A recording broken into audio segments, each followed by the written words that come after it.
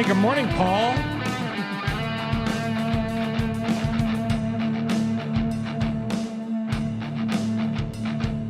Check. Hey, Jordan Ford.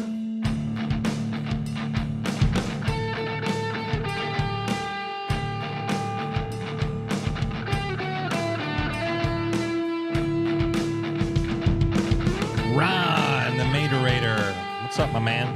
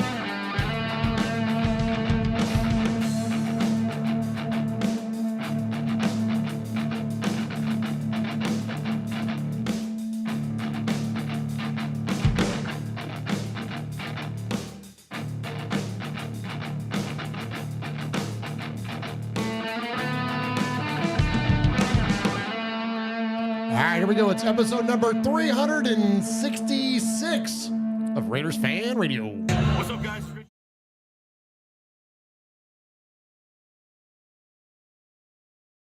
Hey, it's Mike Garafolo, NFL Network here in the home office, and you are listening to the Raiders Fan Radio podcast, taking that lighter journey into the dark side with Murf, Swag Jeff, and Michelle. She's got great hair. It's a little pink, it's a little purple, whatever it is. I'll tell you what, if I could grow it, I would sign up for that color today. So listen to her and the entire crew as they give you all the information on the Raiders on the podcast that benefits the One Nation Foundation. It's a great cause. It's a great pod. Tune in, turn it up. Here it comes. All that Raiders info and takes coming at you right now.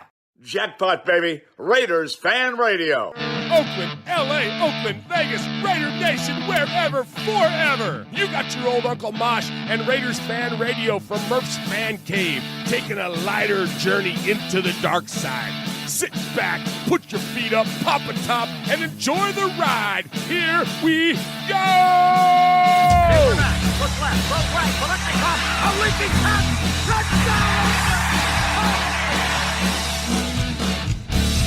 We miss you, we love you, and we'll see you in the Hall of Fame.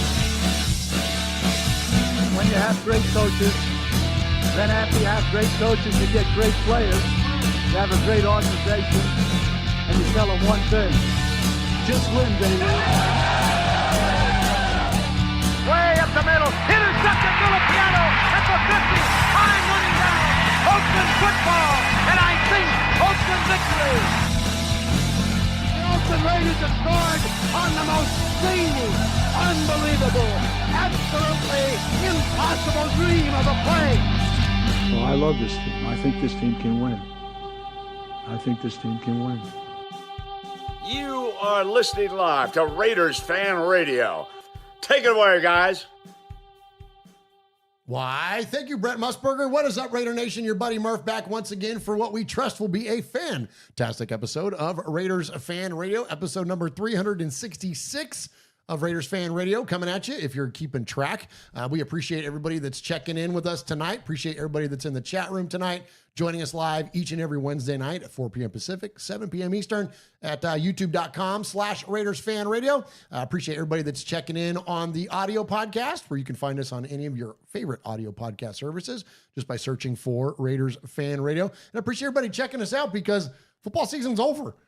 That's right. It's done. It's done. Put a fork in it. Dunzo. Thank goodness we can put a fork in it after this season. But we got a bright outlook that we've been energized by the offseason moves already by your Las Vegas Raiders, and can't wait to get into a little bit of Raider talk tonight. We are going to talk about the Super Bowl, but then we're going to talk a little bit about some free agent quarterbacks I think would be a fun topic. And then I've got a really fun topic that I want to get to that we're going to call our Raiders and Pop Culture for tonight.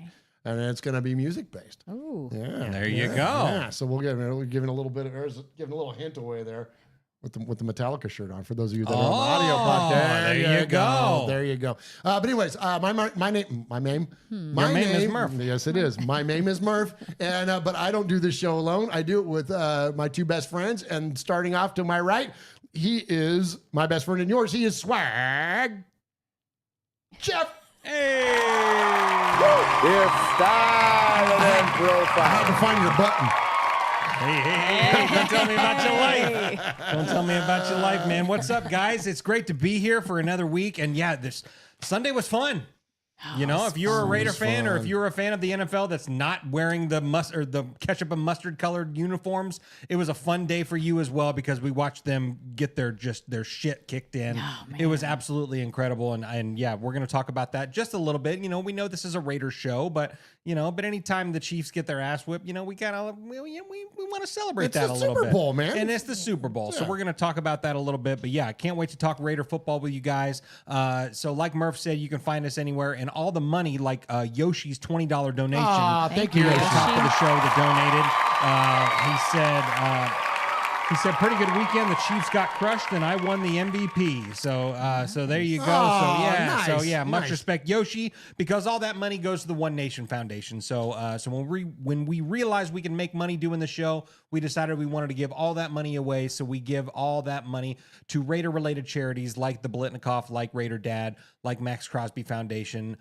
There's several charities that we're a part of through the One Nation Foundation, and that's all because of you guys, the donations that you do, whether it be Super Chat, direct donations, the Summer of Swag that is just right around the corner, and we've got some other deals that we're working on, sponsorships and all that stuff. It could be an all-time year for the One Nation Foundation, but none of that is possible without you guys. So much respect to you. Thank you. So that's what we got going on there. So Murph, we don't do the show alone. Heck no, it's time to class it up around Absolutely, we have to. So welcome back to the house in the middle of nowhere, the one and only the lovely Michelle Swag. Hey, Michelle. hello. Yes, it feels good to be back. I feel like it's been a while. Yeah, it's been a minute. Yeah. I've been buried in paper clay and art and trying to get shit done. But you're crushing it. I am. Yeah, I'll be in Atlanta this weekend for a 2-day show, so I'm excited. But Let them know where they can find you. We'll be at, I think it's called America's Mart, the building in downtown Atlanta. Okay. It's the Oddities and Curiosities Expo. It's 2 days. It's Saturday and Sunday, 10 to 6 Saturday, 10 to 4 on Sunday. Yeah. And it's like, I think it's like $10 a head, $15 at the door. Kids 12 and under get in free. But it is Oddities and Curiosities Expo. So if you bring your kids, just be prepared. So if you're in the Atlanta area, come go see me. Michelle. Go high five Michelle and go buy some of her stuff. Yeah, I'll be on the 3rd floor. Nice. How 3 cool would floors. that be if you actually if somebody actually That stopped by would and be be like, so hey, I heard about that you were cool. going to be here. Yeah. That'd be cool. That'd be very be cool. awesome. That would be cool. Well, anyways, welcome back in, and can't wait to talk a little bit of football tonight with Michelle as we get into some of the Super Bowl talk. But before we get to that, Swag Jeff, Yes. we always take our episode number and tie it back to something significant within Raider Nation. And tonight is episode number 366. It sure is. And what do you got for us tonight? Well, I got 2 for you, man. So first one, we're going to Got be a BOGO? We got a BOGO, man, for Nice. sure. And it's going to be 2 guys that I don't know if we've ever talked about on this show. Okay. Oh, wow. Well, I think maybe one of the names has come up before, but definitely not for an episode number. So the first one, we're going to be highlighting defensive back from 63 to 68. And of course, that is Warren Powers. We sure have not talked about Warren Powers on So the he show. played 63 games for the Raiders, and he had 20. Talked about War and Peace, but not Warren Powers. There you go. But very nice, very nice. So in 63 games for the Raiders, in 63 games, he had 22 interceptions. Dang. That's solid, bro. That's pretty solid. That's man. incredible. That's incredible. And he returned 2 of those to the house for touchdowns, but interception yards, 366. Nicely done. There you go. And if you didn't like that, which I don't know why you wouldn't, We're going to be highlighting one of our favorite wide receivers. That, of course, is Johnny Lee Higgins. Oh, come on. I love this. Absolutely. This is already my favorite one. There you go. So in 2008, the year Tom Cable took over for Lane Kiffin just after the first 4 games, Johnny Lee Higgins led the Raiders receiving corps with 22 receptions and 4 touchdowns, and he had 366 receiving yards. Hey. Nice. There you go. Respect T-Hom. Thank you for that. And yeah, there you go. There's your 2-for-1 special. Nice BOGO. Nice BOGO. Yeah, Johnny Lee Higgins, return legend. Oh, absolutely Miss Johnny Lee, man. And a Madden beast. I used to torch my brother with Johnny Lee Higgins and Madden. And so much to the point to where when the new Madden game came out, and this is like this is a long time ago now, like before it's like real easy to just do like cut and pasty stuff on your phone and whatever. I made a custom Johnny Lee Higgins Madden cover and put it inside the Madden game. Wow. So whenever he would come over to play, he would have to look at Johnny Lee Higgins on the cover. That's amazing. That's amazing. So, all right. So, anyways, before we get to the football talk, we do want to drop some contact information on you. Yes. And that comes from Uncle Mosh. All right. Take it away, Uncle Mosh. Woo! Woo! Hey, Raider Nation, you got your old Uncle Mosh here with an updated contact info. So sit up, zip up, shut up, and pay attention. You can call us at 909-345-3346, or as Murf would say it, 909-345-3346. How about emailing me? You want to email me? Hey. Email me at show@RaidersFanRadio.com. Or what about reaching out to us on some of that social media stuff Swaggy likes? Try Facebook at Raiders Fan Radio Podcast, the Twit at Twitter at Raiders Fan Radio, Insta something, Instagram at Raiders Fan Radio, the Tiki-tiki-taki-tak. TikTok at Raiders Fan Radio. Or what about the Twitch? Anyway, Twitch at Raiders Fan Radio. Or if you don't like that, go to the YouTube. America, go to the YouTube. We got to find that soundbite. Yeah, we do. It's on the other iPad. Raiders Fan Radio. Is it? Yeah.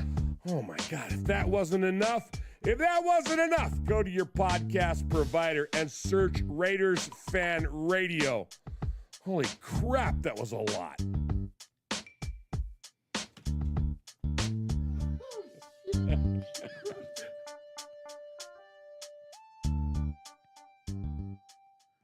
Good. Oh, solid.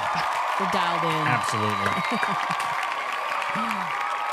We're already in mid-season, off-season form around here. Well, yeah. Heck yeah, man. It's our favorite time of the year lately. Yeah, what do you mean lately? Yeah, well, since I've been a part 20? of this. Yeah. Yeah. So, hey, let's talk about the Super Bowl a little bit. So, you're welcome. Not just from me, but from the three of us. We said we are not going to watch this game. We are going to boycott the Super Bowl. That aside from your interest in watching Kendrick Lamar's halftime show, there was nothing that was really interesting to us about this. We did not want to see it unfold the way that it did. And sure enough, like a first couple minutes in, the reason that we were on team boycott was because of stupid flags. And so here we go. Yep. And so, because I was following on Twitter.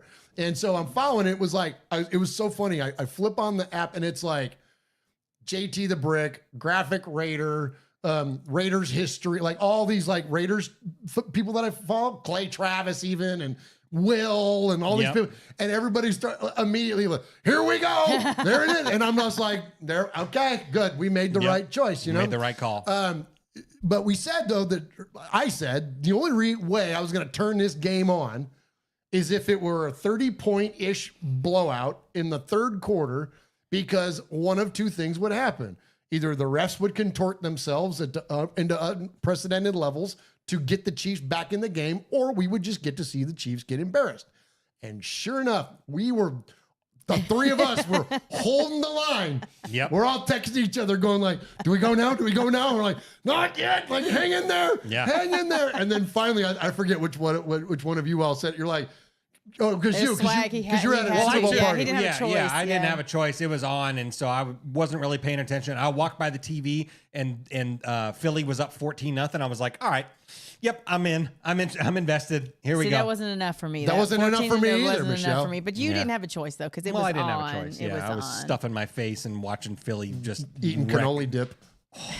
Shout out cannoli dip. Shout that's it my out. respect of the week.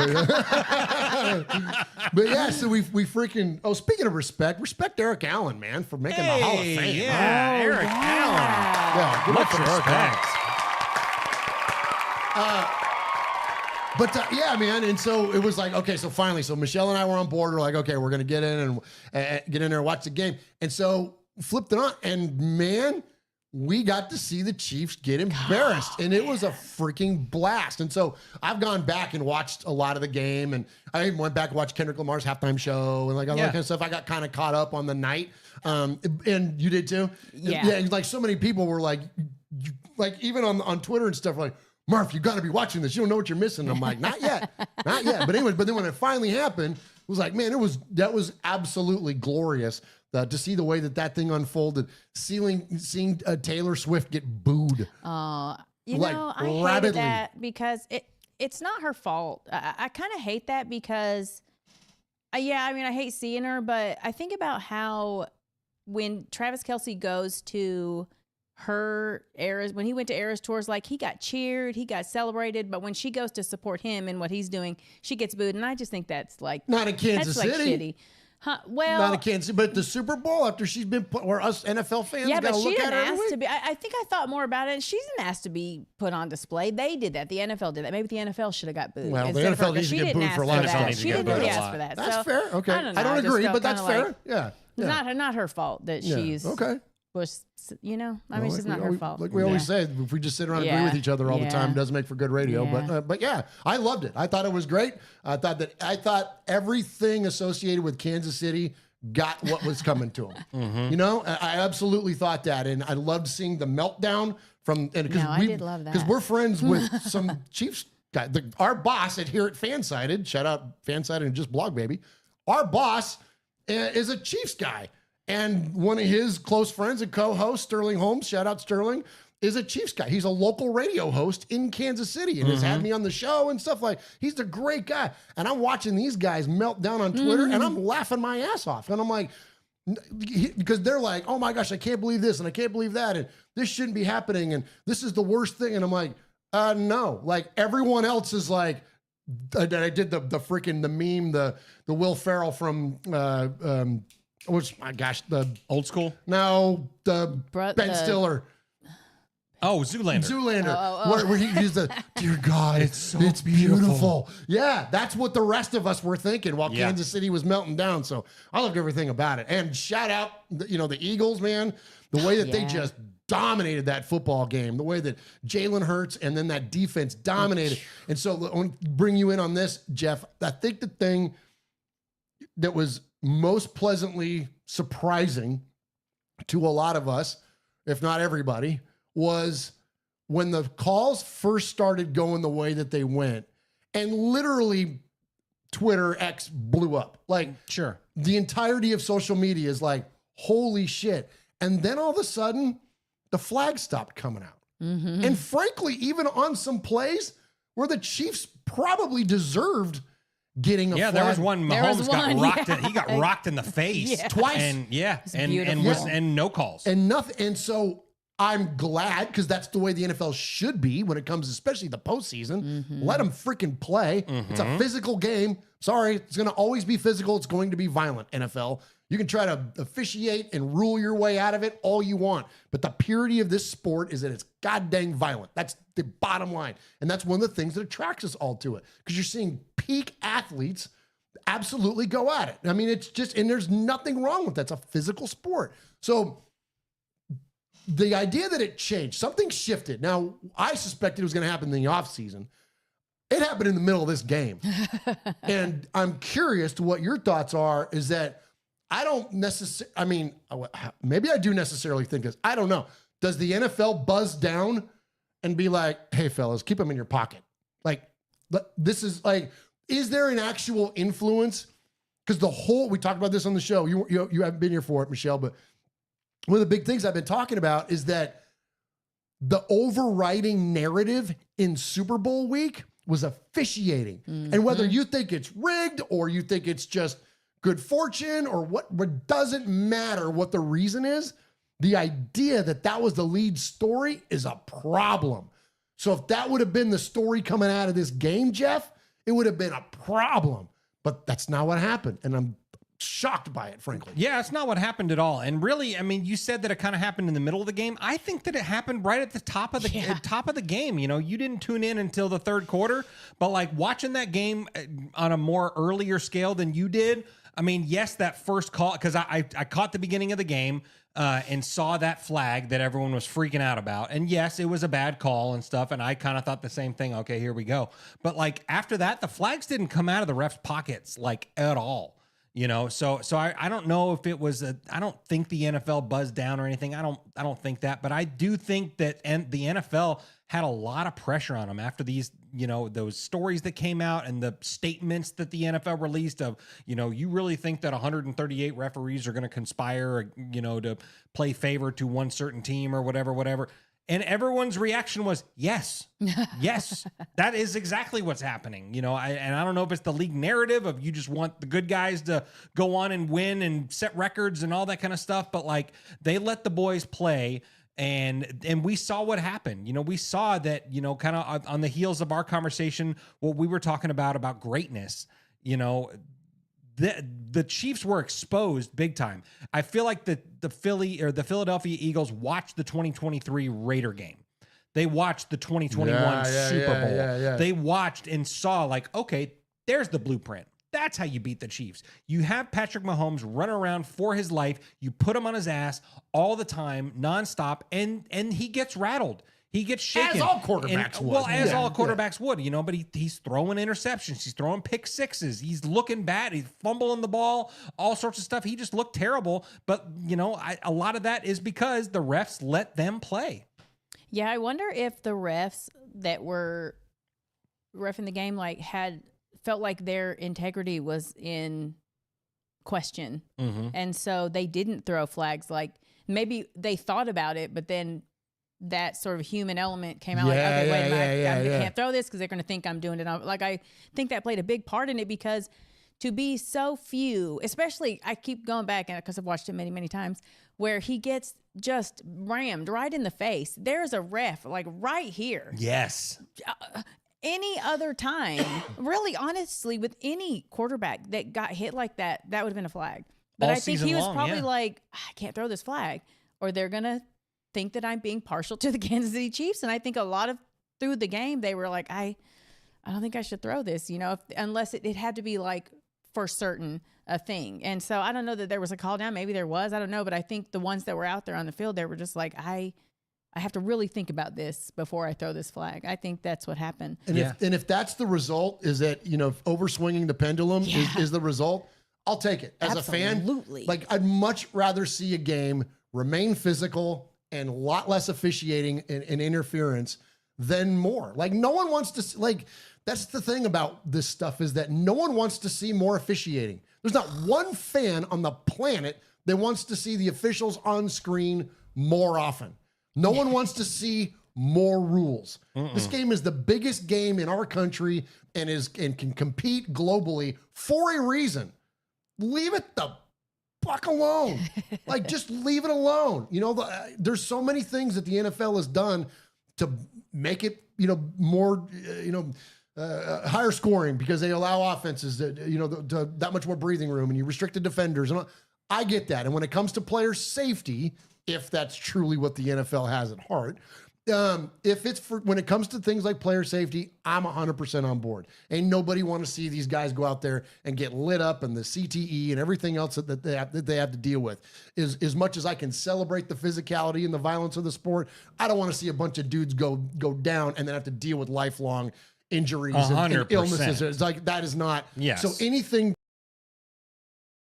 for sport, I'm all about it. But the ticky-tack shit, the things that are subjective, the things that where it's left decision, like what you're talking to be associated. Yeah. I don't want my name all over social media. I'm going to keep this sucker in my pocket. And in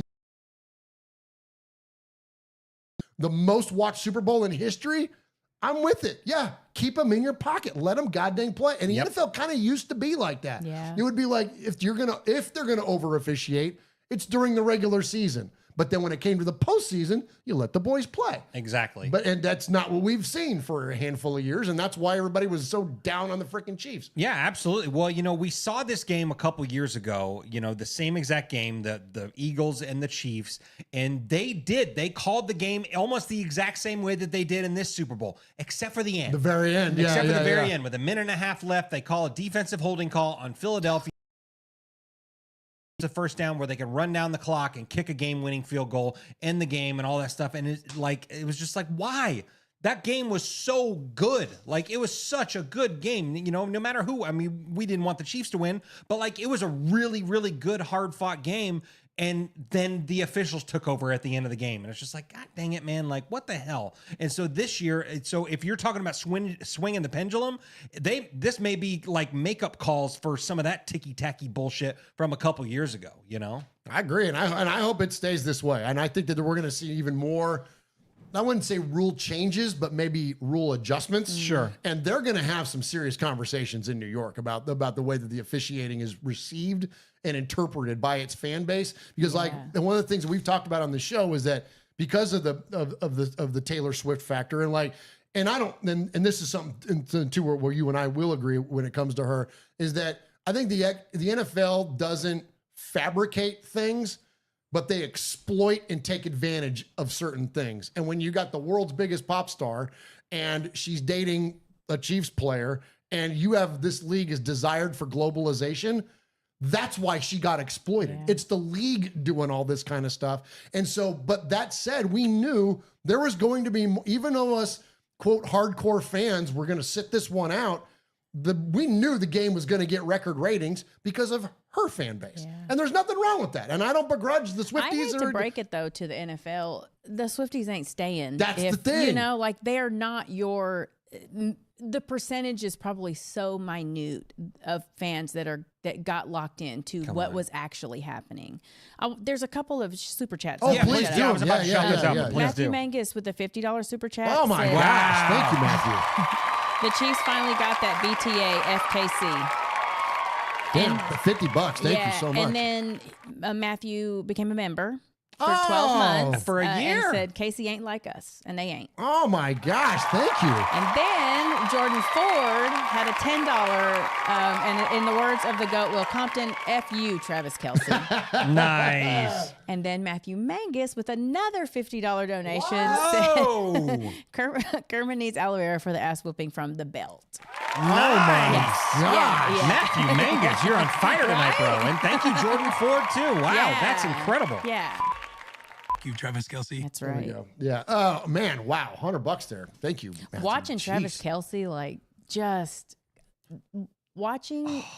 Listen, this was such a satisfying Super Bowl because I don't have anything against the Eagles. Like, it wasn't a team that I hated, right. So it was like, not like okay, it was the Niners. Exactly. We're Like, it's okay to yeah. watch them, but then also watching Patrick Mahomes just fight for his fucking life out there and not be able to do all of the special things that he, does. Like, that was, but watching Travis Kelce, watching the light go out of his eyes, honestly, it's beautiful. It restored my faith in Christmas, because they had killed my faith in Christmas with that stupid fucking movie that was also showing all day on Sunday. No way. On the Hallmark. You couldn't even Really? escape to the Hallmark channel. You couldn't even escape.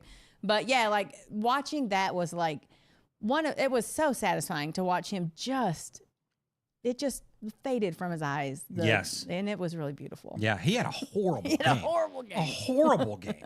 Do you all think that? And we talk a lot on this show about how downfalls come right on the heels of buying into your own hype. And I think that the Chiefs are the poster boys now for buying into your own hype. Mm-hmm. Whether that's from the way that they spouted off at the parade last year about how they were going to do 3 in a row and become the first team to ever do it, from the way that they present themselves in like clothing and the way that they're in media And that, like, I think they bought their own hype. I genuinely think that. And it's when that happens, there's nothing wrong with being confident.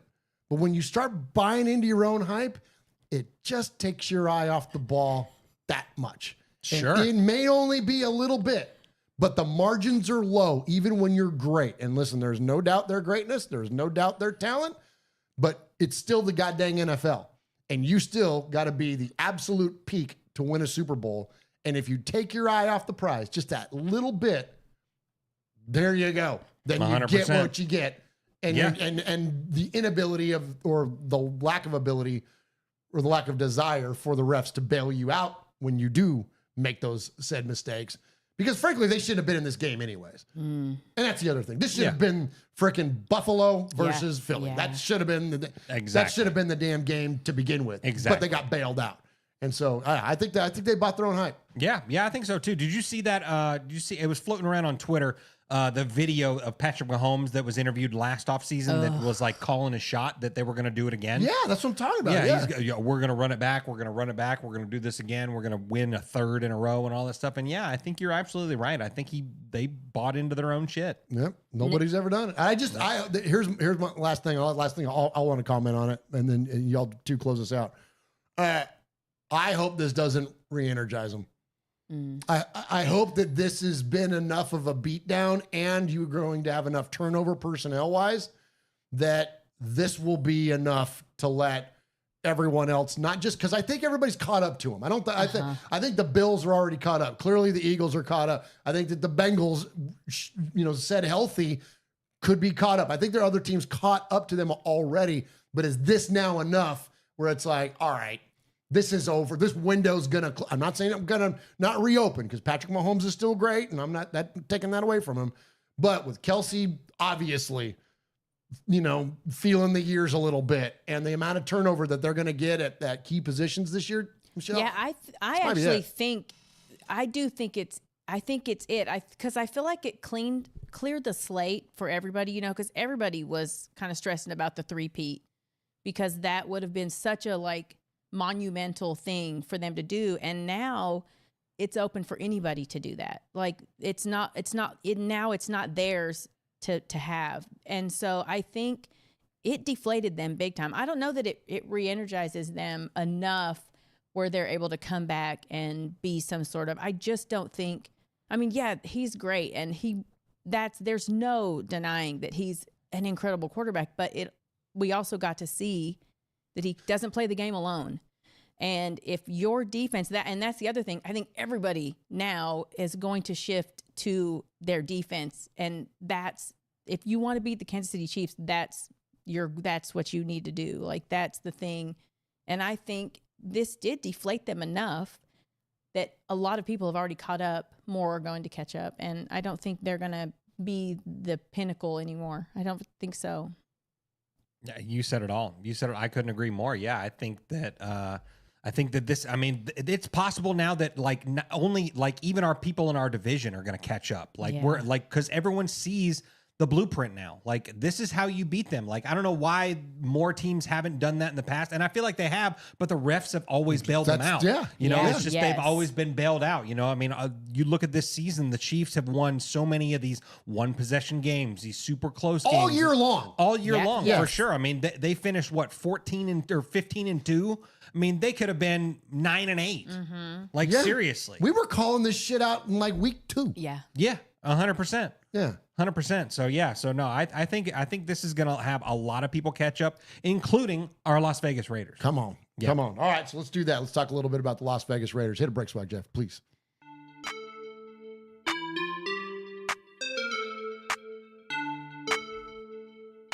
Hi, this is AJ Cole from the Las Vegas Raiders, and you're listening to Murf, Mosh, and Swag Jeff on Raiders Fan Radio.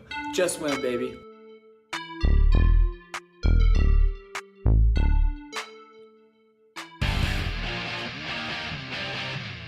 This is Kevin, the Raider Nerd, live at the Oakland Raiders tailgate. Raiders! We got Gorilla Rilla. Say hi to Uncle Mosh and Murf. I love you guys. Much love from the black hole, baby. Just win.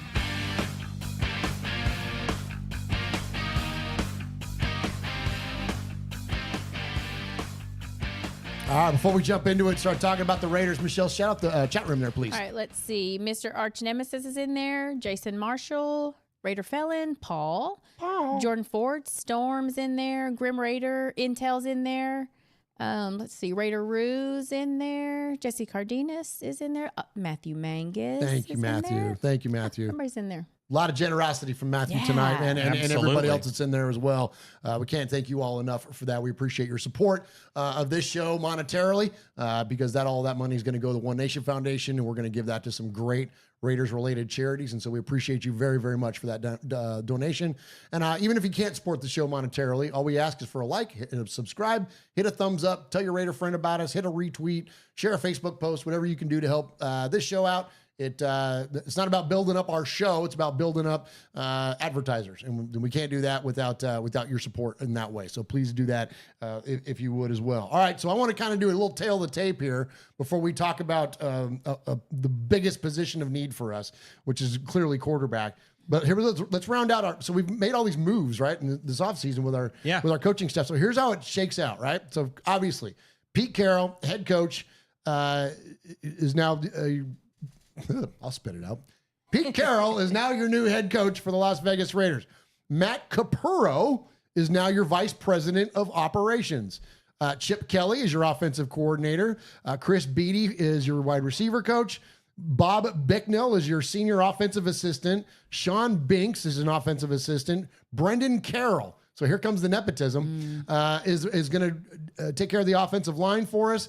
And Nate Carroll is the assistant quarterbacks coach. We got Andy Dickerson, assistant offensive line. Kyle Fuller, you've heard that name before, offensive quality control. Deland McCullough is running backs. Greg Olson, another name you've heard before, is quarterbacks. This one was surprising to me. Joe Philbin stays on the staff and is your senior offensive coach. Very interesting. Yeah. Okay. Luke Steckel is your tight end coach. And then, of course, Marvin Lewis, I think, was it yesterday or today? He was cut loose, which is no surprise to anybody. For sure. I was even shocked they even announced it. I was like, I thought he was just gone already. Right.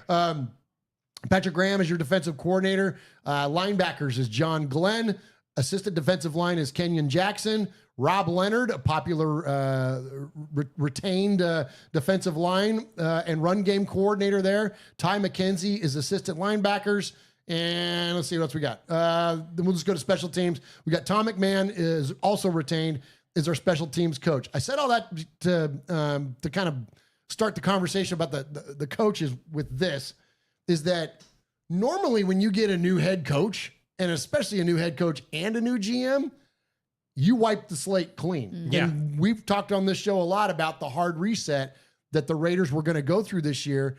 And while they did, it wasn't as hard of a reset as I even suspected it was going to be. Yeah. There's a lot of familiar names that were retained. And I wonder if the reasoning for that is that here you got Pete Carroll and John Spytek come into this situation and look at this team and go, well, they're not that talent deficient. Yeah, we've got some big areas to address, but the core, especially on the defensive side of the ball, the core of this thing is not bad. So let's keep the guys that are responsible for developing these guys over the past handful of years, retain that familiarity, energize the players, because we've got so many players that are potentially could be leaving in free agency on the defensive side of the ball, but there's also some of our biggest names are not. When you look at, Max and Christian Wilkins and so when you look at the players that are still going to be there and the players they're going to re-sign ultimately to keep that familiarity there for them, I think speaks of volumes to what's already there. And because again, normally if you're a new head coach or a new GM, you don't want to tie your legacy to someone else's, but they're looking at this thing objectively and going, okay, I think we're in pretty decent shape. So I was really interested to see that we've got a hybrid here, that we've got plenty of new staff, but there's also kind of plenty of older staff as well. It's like a 60-40 split maybe. Yeah, I think so too. Well, and I think that, Pete Carroll and Spytek and all that, they looked at, what we had going on this past season, which, yes, there was not a whole lot of success, but the locker room was tight. Everyone was close knit and everything. Like the culture, I feel like was still in a pretty good spot. I don't think AP ever lost the locker room. He never lost the locker room, and I feel like the locker room was, pretty rah-rah hype, all that stuff all season long, all the way until the very end. And so, so I thought it was I think they thought it was beneficial for them to keep some of those people in place to give that stability to the locker room and to have some of that stuff from the rah-rah times and stuff like, you know what I mean? Like, folks like Max that were all in on Antonio Pierce and all that, like, keep some familiar faces around to where he's not going, shit, here we go again. Here we go again. We bring, all these new faces and stuff. He keeps some familiarity, especially on his side of the ball and his position coach. I'm telling you, I think a lot of this has to do with Max Crosby. Yeah, I think my hope was already like building, but seeing that they kept a significant number, they didn't just wipe it clean, raises my hope even more, because I do think they looked and they saw where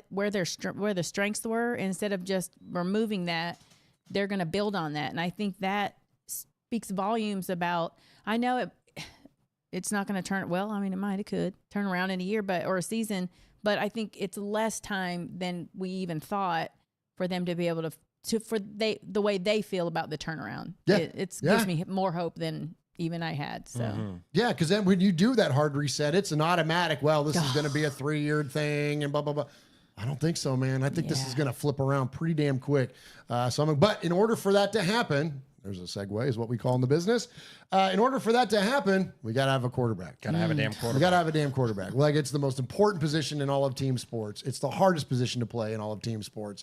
And we got to have one. And they're not easy to land on ones that are of elite status. But as this league proves year in and year out, if you want to be a contender year in and year out, you've got to have somebody that's borderline elite. You could have borderline elite being emerging players like CJ Stroud or Jaden Daniels, or you could have like guys that have been elite for a hot minute, like Patrick Mahomes and Josh Allen and becoming Joe Burrow and what. But the point is, though, you've got to have someone at that caliber of talent. And all three of us are firm believers in the idea that you swing on quarterbacks until you get one. And eventually you've got to find one. And so that's the most important thing. So that said, we don't know what this quarterback draft is going to look like. Even the guys at the top of the draft that everyone would call the elite players of this draft, even they are come up well short of what last year's quarterback class would be. So I don't think anybody in the world is taking Shedeur and Cam over Jaden Daniels. There's not a world where that it never happens. Never happens. So, and then you could have a conversation about Caleb Williams and then Bo Nix and whatever. But Bo Nix would have been higher than either one of these guys. I think so. But point being, though, is that there's a lot of uncertainty in the draft. But there are developmental players. You got guys like Jackson Dart. You got guys like Will Howard, who I'm slowly becoming more and more of a fan of. I can't stand Ohio State. Never liked Ohio State. And it used to be the old adage was Ohio State quarterbacks suck in the NFL anyways. And then all of a sudden CJ Stroud pops out and he's like, oh, wow, hey, wait a minute. Let's pull that narrative back. Yep.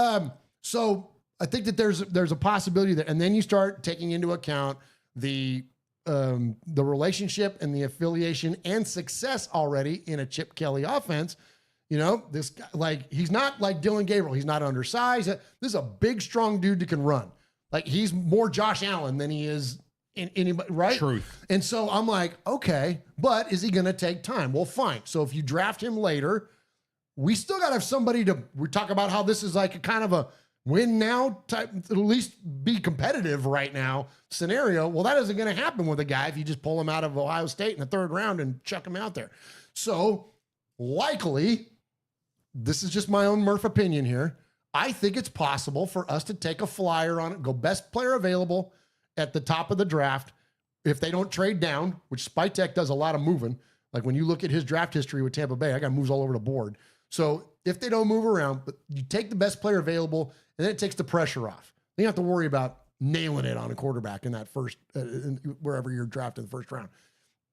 Get the developmental guy to study behind the cagey veteran. But who's the cagey veteran that you would want to bring him in to study behind? And so there's a lot of names that have been thrown out there. And I really do. I think this is a good scenario for the Raiders. I'm not like sitting here trying to sell you that like, oh, this is what's going to happen. That's not This is my opinion about if I had to put my GM hat on, how I would think it could break down. All right, so first off, Derek Carr's name comes out. If it comes out one more time, I'm going to throw up. Like, stop it with Derek Carr. As freaking Kylo Ren said, let the past die. He's not going anywhere. Tom Brady wants nothing to do with Derek Carr. If you don't know why, look it up, man. It's not that hard to find. Just go back and look and listen to the comments from Rob Gronkowski, from Tom Brady, from Pat McAfee, from John Gruden, and you can Dana White. You can draw the lines really freaking quick and figure out that Tom Brady was indeed talking about Derek Carr being that MRFer, okay? He ain't coming anywhere near the silver and black. Let it go. Move on. Okay, but then you've got Geno Smith. I think is a name that's out there because of his ties to Pete Carroll. That's a fair one. The reports from Schefter and a lot of Ian Rappaport are saying that the Raiders have a big interest in Darnold, which would be very interesting to see him go that way. I'm not sold on Darnold because it's a 1-year wonder. Like, and I don't flash in the pans or like, I don't know. That makes me nervous. I don't either. But the one, if I had to pick, if this is just Murf world, and if I'm sitting here on the couch playing Madden and have my choice to make a trade for a quarterback, because he's not going to be a free agent, but I think that he's gettable, it's Matt Stafford. Oh. That's a guy, we've seen him already do it once, go into a situation, turn the team around and win a Super Bowl. I think if I had to pick, and again, this is just, and we don't have to totally just get in the weeds on one guy, because I want to hear your kind of overall thoughts on this, and I want to know what the chat room's saying too. But if I had to land on a guy, if my Murph dream scenario is trade for Stafford, draft Will Howard later in the draft, and then let him develop under the old man for a year or two until it's time for him to take the reins. Yeah, I mean, as much as I like Stafford, I still think the price tag is going to be maybe a little too high. I'm more along the lines of we got money. Yeah. Yeah, I mean, we got money, we got draft capital and all that stuff, and I understand that, but, I'd rather go and grab a guy like Justin Fields. I think you grab Justin Fields and then draft a Jackson Dart or a Will Howard. But then what if Justin Fields balls out and then you got to freaking pay him? Then what? Now what are you going to do with the other guy? Trade him? Well, what happens if they pay Matt Stafford? You got to pay him again too. No, he ain't going to be around long. What, 2-year deal? Well, okay. If Justin Fields balls out and we got to pay him, deal. That means the Raiders are whipping ass. Okay. Yeah. I mean, it's fair. I'm not trying to list bully you here, but yeah. Yeah, no. Yeah, you are. It's okay. It's okay. It's okay. Ain't nobody agreeing with each other tonight. No. And the chat room is saying that Sam Darnold, I think the pretty much unanimous decision is because Sam Darnold is going to be freaking expensive. See, and that's too much money for a flyer. Too much money for a flyer, for a one-hit wonder and all that Sam Darnold was this year.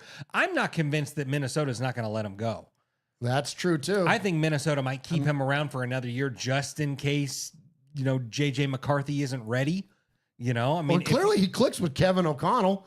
Clearly that works because, it works. I know that, sometimes we can be a prisoner of recency, Michelle, and we saw what happened in that playoff game. Yeah. But dude had a killer year in his offense. I'm kind of with Jeff that I don't know if they're just going to turn loose of the guy. Yeah. I mean, he seems like somebody you would want to hold on to because you don't know what you have. Like, it would kind of be silly. You don't really know. So you get rid of the guy that got you where he got you. And then what if you have someone that, I don't want to call him a dud, because nobody really knows. They won't know. So you would almost want to keep this guy just in case something does happen, or if he gets hurt again. I mean, there's so many things that could happen.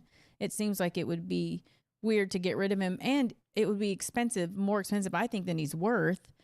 If I had to pick I think I do like Matt Stafford just because of what we've seen from him, but I also don't like all the speculating because we all could wish, That's I'd true. like Joe Burrow, but who's going to get rid of, you could wish, but.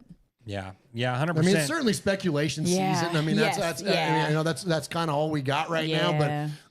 But it is tough because we don't know.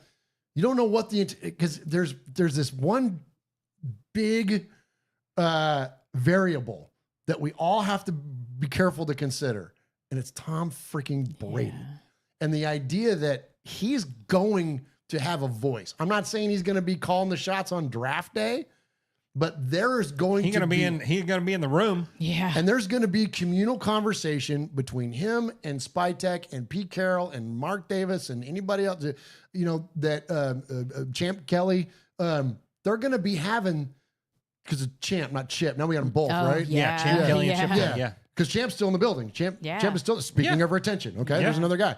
So there's going to be these conversations around what they're going to do. And Tom is going to be a prominent voice. And why shouldn't he be? Yeah. And why wouldn't he be? And so so what is the clues for us as fans is that Tom has said numerous times he's not interested in drafting somebody to throw him out there to the wolves. Mm-hmm. He's an old school guy. He developed himself behind a veteran quarterback. One of his biggest rivals, and not necessarily in division, but in terms of peers in the league, was freaking Aaron Rodgers. Aaron Rodgers sits for a couple of years behind Brett Favre, and then you got Jordan Love sits for a couple of years behind Aaron Rodgers. And now you look at the succession of quarterbacks in Green Bay alone. Yeah. Like, that's a blueprint. And I have a feeling that Tom is one of those kind of guys that may want to go that route. Well, guess what? That quarterback is not on our roster today. No. It ain't Aiden O'Connell. You're not drafting Jackson Dart and parking him behind Aiden O'Connell for 2 years. That's not going to happen. No. So I think that we really got to consider that is that what would Tom want him to do? And then how much weight is that going to carry? Jeff, I think that's where we got to look to. I'll just say this. I think that it would be prudent for us as fans to listen to the clues Tom Brady gives us this offseason if we're going to try to figure this out. If we're going to try to get off, you just don't give a shit and you just want to, whatever happens on game day. And some fans are like that too. Where it's just like, I don't know, I'm not going to worry about it. I'll find out whenever the Raiders tell us, and then we'll do something with it then. Yeah. But if you're trying to speculate on this thing and figure some of this stuff out, I think the tea leaves got to come from Tom. I agree with that. But I also look at Chip Kelly's offense is kind of what I'm looking at right there. I feel like a guy like Justin Fields or even a Russell Wilson or a Marcus Mariota or one of those guys that kind of. Of course you did. Well, I'm just I gotta throw his name out there, but like one of those guys, I feel that has the dual threat, because Matt Stafford, he's not a scrambler not anymore. He kind of used to be for sure. Yeah. But I look at like what Chip Kelly is bringing to this offense, this new era of the Raiders offense that, is high powered and all that stuff, the stuff that we see, so I'm looking at those guys. And I think as far as fit goes, I think those are the guys that fit to me. I mean, I think Tom Brady he's the answer. Like, he's going to be the one to tip the scale in whatever direction he thinks it needs to be tipped. And he has the weight to probably get the quarterback that they want to bring in anyway. So I think that's exactly who you need to look at and listen to and try to glean any kind of cues from what he's saying, because I think he is going to be, they're all going to make the decision, but I think he's going to be able to tip he's Tom Brady. Yeah. I mean, he's going to tip that scale. Well, if you look at, if you start with, obviously they're going to always say, well, we want a guy that loves the game. We want a guy that's first in, last out. We want a guy that's whatever. Sure. I'm all about ball. Like, whatever. Yeah. We're going to hear all that kind of stuff. But then I think you bring up an interesting point about Chip Kelly's offense. Although we've seen Chip Kelly's offense modify over the years, and or at least in terms of approach of play calling and tempo and all that stuff is modified, but he's still an RPO guy. Yeah. He's still like that. That's kind of been a constant. Hell yeah. So if Chip says, okay, here's what we're going to do offensively. Here's what we would like to do offensively. Who do you think, Tom, would be the best one in the draft to do that? And Tom Brady says, well, it's Cam Ward. And then John Spytek says, I don't think we're going to be able to get Cam Ward. He's going to be too expensive for us to move up the board and get. Who else? Jackson Dart, Will Howe, whatever. You know what I'm saying? Like, I think that could be like the progression of conversation is that, and that's where Tom's influence is going to come in. Like, okay, here's what we're going to do. Who do you think is the best capability to run that said offense? Like, I think that could be where this thing goes. Yeah, 100%. Well, we dropped all these names, and there's one name that we haven't dropped, and it's the one that is QB Jeff's favorite and his pick. That's Aaron Rodgers. You know, I don't know how to feel about that. I don't feel good about it. No, I think that's a big no. I don't think he's not a team guy. He's an Aaron Rodgers guy, and I don't think that's what they need. And he's old. And I don't mean like he's 40. He's not Tom Brady 40. He's Aaron Rodgers, and he's still good. He's a great. He finished off the year pretty decent last year. Him and Devontae actually playing well. Well, yeah, but I mean, not. I don't. And then think what well is Devontae going to come back to? No, that's never gonna happen. No, because there's guys on the team that probably would be like, hell no, he's not. He gave up on us. Yeah. Why would you bring him back? Yeah. No, I don't see that happening. But the Aaron thing is interesting. You know, like Aaron, you're right. Aaron is not, MVP Aaron anymore, all that. But man, when Aaron's good, like he's one of the most talented passers, just pure passers we've ever seen. And especially on the move with his accuracy and all that. Like that dude was special, man, for a long time. And I don't know, that's the key that word. was your key word that you said. He was special. Yeah. But is there anything left in that tank? I don't know. And I don't think so. I don't know. Like I think about the relationships. Like how does Tom Brady view a guy like Aaron Rodgers? And I think probably, Murf opinion, I don't know. I've never had dinner with either one of them. But when you look at what Aaron's offseason is, and it's the dark retreats and all that kind of stuff, Tom is all business all the time, to the level to where, it cost him his family, as we've talked about on this show. And because of that level of dedication to football. And I don't get that sense from Aaron anymore. Maybe that was his story once upon a time. Yeah. But I don't get the sense like he's all about ball 24/7 anymore. I don't get that sense. And I don't think that would There's a super chat I'm going to please, shout out. please. Sacktown Raider Mike with a $5 super chat said, I trust the coaching staff and front office to make the right decisions for a change. Nice. Nice. Absolutely. That's a huge one. Yeah. Thank you, Sacktown Raider Mike. And for that Matthew donation. Mangus also had one when we were shouting him out with another $20 donation. Oh my gosh. He says, big supporter of the mission, will always support the One Nation Foundation. Thank you, Matthew. And thank you, Sacktown Raider Mike. Yeah. Thank you so much. Gosh, Matthew. Yeah. Hey, Matthew, I know you sent us your address a million times, but I ask you to do it because then it'll remind us. Send us your address and your shirt size so we can send you a Raiders Fan Radio t-shirt, man. You've probably got 6 of them already. But yeah, right. But we'll send you one of the, because we got a new one coming. We have a new one We have coming. a new shirt coming, and so when we get that new shirt in... do I know about that shirt? Have you? Yeah, I think I showed it to you. Okay, I don't remember. Gosh, so rememberable. Well, I do have a terrible memory. Matthew will send you our new shitty shirt that we're about to... I promise it'll be cooler than the Minshew Mania shirt that we did. Too soon. That thing aged like milk. Boy, didn't it? Oh, man. It was a cool shirt, though. It was a great shirt. But yeah, sorry about that. I'll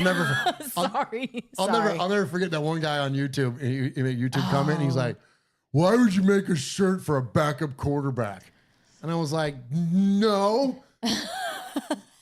Now he's not even a quarterback, period. Like, that dude will be lucky to be in the league next year. No kidding. He's not even a backup anymore. Damn. Yeah. Although he's still under contract.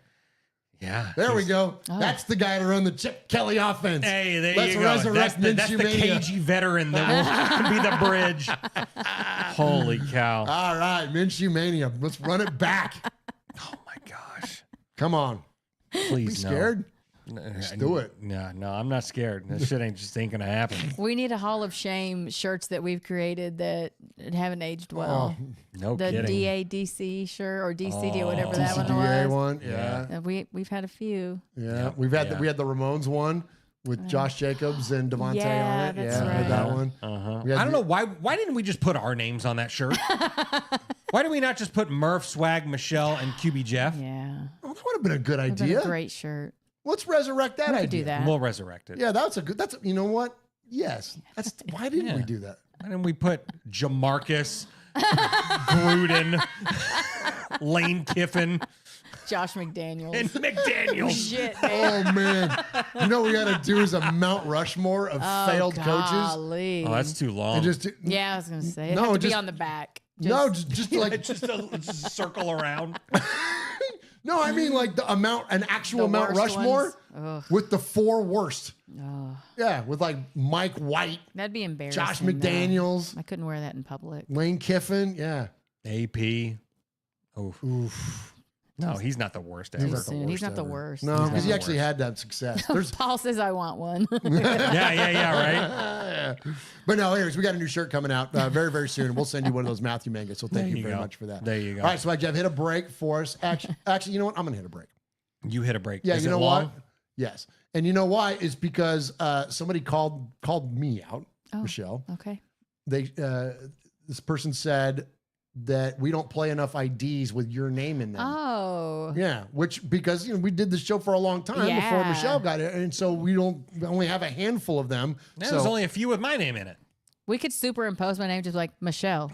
Oh, just we should do that. Swag. We should totally do that. Swag and Michelle. Yep. All right, so I'm gonna go ahead and play one with Michelle's name in it. Did I really just spill a drink on you? Yeah, you spilled a cocktail all over me. Is that how much on you is it? It's in my shoe. It's in my everything. My brand new shoes that I just got. Oh yeah. Critique us. What am I saying now? So Raiders Fan Radio. This is Swag Jeff and Michelle. Raiders Fan Radio. Okay, all right, here we go. All right. Hey, my name is Lincoln Kennedy, and you are listening to Raider Fan Radio with Murf, Swag. I'm sorry. Let's do that. No, it's okay. Swag Jeff. Michelle. And Michelle, that's yes. Simple. yeah, that's like Murf, easy Swag, one. Jeff, Michelle. Okay. There we go. This is Lincoln Kennedy. You're listening to Raider Fan Radio with Murf, Swag, Jeff, and Michelle. Thank you very much, Lincoln. sir. Appreciate you so much. That's great. Hey, thanks a lot. Appreciate you. Really appreciate it. Give it up for the legend, Lincoln. Yeah, that was great. The That's legend awesome. himself, man. That is so cool.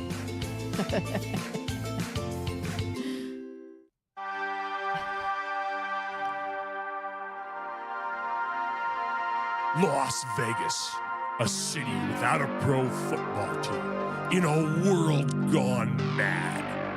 What can we do about it? Acquire the most desired franchise in sports history? Sin City, lost wages, home of the Elvis weddings, and 24-hour debauchery. But finally, a match made in heaven. The Oakland Raiders have landed in the desert with the Death Star as their home. And to celebrate beyond your imagination has come 3 individuals hosting the most irreverent show while paying homage to the storied history of this franchise. Raiders Fan Radio with Murf, Swaggy J, and Michelle, taking a lighter side journey into the dark side. All right, so we're going to do a little Raiders and pop culture. I think this would be kind of fun. So we talk a lot about the halftime show. Well, we can talk a lot about it. We talk a little bit about the halftime show. You're excited to watch it. So first, let me get your thoughts on the halftime show. What did you think of it? I thought it was great. I have loved Kendrick Lamar though for a very long time. So Okay. I thought it was fun. It was just me and Lamont, or because it was me just singing to Lamont because he doesn't move or sing when things come on. So it was just me rapping. I would in have his loved to face. see it. It was that's almost. Well, we've kind of seen that before. I was gonna say that actually is every day at our house. So, but yeah, I thought it was great. I loved it. So I don't know Kendrick Lamar at all, and I think that's guilty of generation there, and just music preference. So I just really don't know. But I thought it was kind of cool. Like I couldn't tell you one song, although I do understand the A minor. I get that part, which is pretty funny. But the fact that he brought Sam Jackson to be Uncle Sam, like I kind of liked the production of it. I liked it. I'll say this: I logged on and I threw it on the Twitter. And did not expect, like, I was gonna not hate watch it, but hate the guy, but I was gonna be like, all right, let me see what dopey thing. And I was like, oh no, this is actually kind of cool. No, it was badass. I kind of liked it. He did a great job of self-censoring because his mic was on, like he wasn't lip syncing. So I thought he did a phenomenal job of self-censoring and words that he couldn't say. Like I just thought he did great. Okay, I thought he did great. Yep, 100%. No, I loved it too. There's a super chat. Intel with $100 super chat. Oh my gosh. Intel, my man. Thank you so much. Jeez. And he didn't even say anything, huh? He never does. He just drops a freaking bomb. That's unbelievable. Thank you, Intel, so very, very much. And as you know, 100% of that money is going to go to the One Nation Foundation. And man, we are off to a hot start with the One Nation Foundation. We sure are, man. Yeah, we're cooking. We're cooking. And it's going to be awesome. So nice. thank you, Intel. And thank you, everybody for all your very, very kind donations tonight. We say all the time, we could do a whole show just thanking you for your generosity. And so, that doesn't get lost on us. And so thank you very, very much. Yeah, absolutely. So what'd you think? I loved it, man. You were at a watch party. I was at a watch party and all that. My wife, she's all about Kendrick Lamar too. And she was going, the whole time. It was pretty fun. But I was texting you guys during the halftime show, and Michelle, and I told Michelle, like, I've never, because I was with you, I didn't know anything about Kendrick Lamar, but like ever since then, I've been digging in. He's great. He's really talented, and I love the simplicity of the halftime show. That like it didn't like he wasn't floating up above the field and stuff like that. It was just him down from the top of the stage. It was just him spitting bars the entire time, and I love the pettiness. I love that he called out his little rap beef with Drake and all that, and he had Serena Williams dancing there. Then she's both of his ex-girlfriends. But the Serena too, she got flack for she did that dance when she won Wimbledon, and they really gave her shit. So that was also her doing it in the context of so I thought that was really cool too. But she also is an ex. Yeah, of Drake's, I love it. I loved it. I thought it was badass. Yeah, it really was. So I started thinking about, I'm like, okay, because they were talking about speculating like who the next year's show is going to be, and of course it's going to be in Santa Clara, in the Bay Area. It's not San Francisco. It's 45 minutes away. It's 10 minutes from where I grew up. Anyways, and so they were talking about how some of the critics of this halftime show about having it be Kendrick were like, there were so many New Orleans performers because you got Wayne, all those guys, right? And they were like, since it was in New Orleans, it would have been kind of cool to have the New Orleans flair, like when it was in LA and you got Dre and Snoop and right, and so it had an LA vibe. So that was kind of the thought, and I thought, okay, well, who could you have do it in the Bay Area? And no one is a bigger freaking, to me, representative of big enough names to play a halftime show in the Bay Area than Metallica. Like of course, I'm a Metallica nut anyways, but like that whole idea, I thought, oh, that might be kind of fun. And so it made me think then also too of when Metallica played the tailgate before the 2002 AFC Championship game. So I put out an X post, and basically it was like this, Michelle. I said, next year, Super Bowl LV, us versus the Lions. Metallica graduates from playing the parking lot to playing the halftime show. We win the game 38-9, echoes of Black Sunday, and all of us Gen Xers sail off to the Gray Havens. Like, because I don't know what else I could watch that could ever be better than that. Like, that would be absolutely epic. And somebody answered that and said, is there ever been another band of that size to completely rep a team? Now, there are artists, there are individual artists, and you don't got to go outside of our fan base to find freaking Ice Cube. Like, there's massive artists, but in terms of like a band, is there anyone else you can think of? And so here's where it's going to be a fun conversation. I've got for you, Michelle. Okay. I've got a list of the highest certified music acts in history. Okay.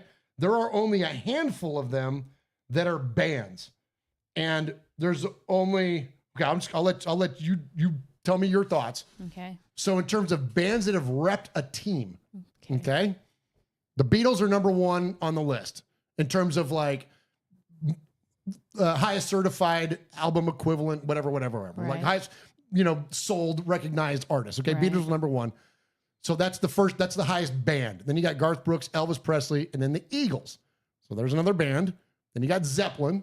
There's another band. Then you got Michael Jackson, Billy Joel, then AC/DC. There's another band. Elton John, Mariah Carey, Pink Floyd. There's another band. Bruce Springsteen, Aerosmith. There's another band. George Strait, Barbra Streisand, the Rolling Stones, Madonna, Metallica at 18, Eminem, Whitney Houston, Van Halen at 21, Fleetwood Mac at 22, Celine Dion, Journey at 24, and U2 at 25. So I think to answer the question to me, has a bigger band ever represented for a team than Metallica does for the Raiders. It doesn't sound like any of the ones before Metallica. I wouldn't know if they do rep a team. Okay. That I know Which of. might be a good indicator right there. Yeah. It's funny, too, and interestingly enough, Taylor Swift is number 26 on this list. But hey, there you go. Yeah. Well, she was an Eagles fan. That was her team. Was it really? Yeah. Oh, I didn't know that. Yeah. And then that went away so she was that's probably why she wore all white, because she was like, this is my team secretly. Oh, I didn't know that. Yeah, she Good was. call. Spilling tea over here. Yeah. I didn't know that. She was originally an Eagles fan. Yeah. Interesting. Yeah. Interesting. Yeah, I can't think of another band that, I can't think of a band in any aspect that represents a team the way that Metallica reps the Raiders, not at all. I think that the only one that would come close, and I'm curious if the chat room's got any opinion on this, is that Aerosmith. Because I know that Steven Tyler's a big Patriots guy. Oh, okay. Okay. He sang at the AFC Championship games and national anthems and that kind of stuff. So I know that he's a big Patriots guy. But I don't think he represents like Hetfield. You don't see Steven Tyler in the box hanging out with Tom Brady, where you do see Hetfield hanging out with Bolitnikoff in the suite with Mark Davis, or you know what I'm saying? So like, I think it's Metallica. I think it absolutely is. I know he's not on the list, but I think Carlos Santana is a pretty huge big Raiders Raider guy, fan, but not the band. The band Santana, Santana. just him. Yeah. There's not another band that has a shirt like what you're wearing right there for when they go on tour in Las Vegas. Yeah. It's got the Raiders shield. Like it's, Yeah, absolutely. Yeah, they make a tour shirt. Because of their favorite football team. Yeah. Absolutely. So no, I think it's Metallica, but I'm biased. So that's why I was curious, and I'm curious what you guys thought and what the chat room thinks. But you know what's funny? So I was thinking about this too, like when it comes to, and we'll never see, frankly, I don't think we'll ever see Metallica do a halftime show. Yeah. Because it's Rock Nation, which is Jay-Z's company, is the one that does it. So I think you're going to typically see like, who was the big artist of the prior year, and rock and roll is not a thing anymore like it once was once upon a time. You're not going to see Metallica cleaning up Grammys. Yeah. You know what I mean? Right. Like Kendrick did this year. Sure. So I don't think we'll ever see like a big rock band. Frankly, there isn't. I mean, what was the Chili Peppers? How many years ago was that they played the Super Bowl? That was a long time ago. A long time ago. And Aerosmith has done it. Coldplay did it. Coldplay. And, Maroon there were a 5 few did different, it.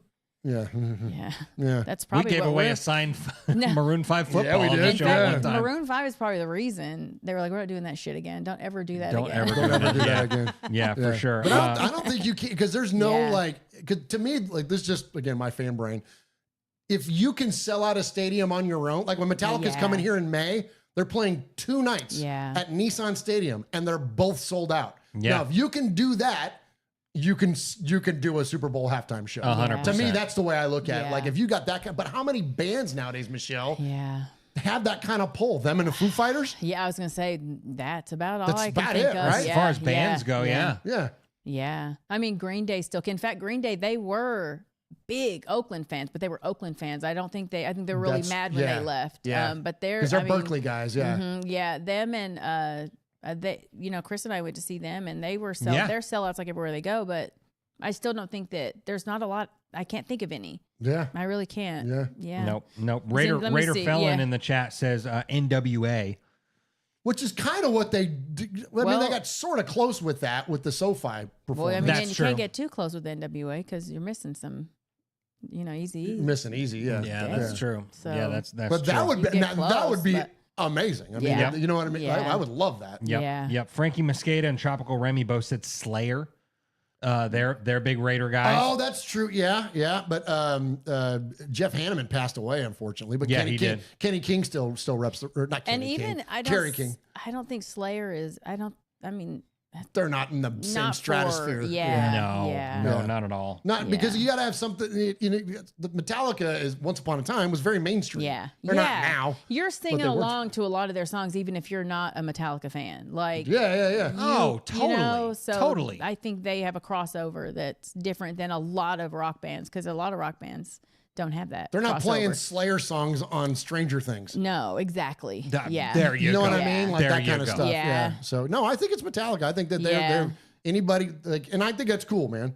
That you have one of the biggest bands on the planet, top 18, selling band of all time, and they're freaking diehard Raider fans. I think that's badass. Yep. That's badass For sure. Anyways, All right. Enough of us. Let's get to more of them. Yes. Because more of them and less of us is a good thing. Well, you can tell it's the off season, huh? We're talking about right. Yeah, who reps the Raiders. Yeah, who reps the Raiders best. Yeah. Yep. Yeah. Let's head to the Sea of Fans mailbag. There he is, baiting, looking. He's under the gun. He's tied, he throws. It is.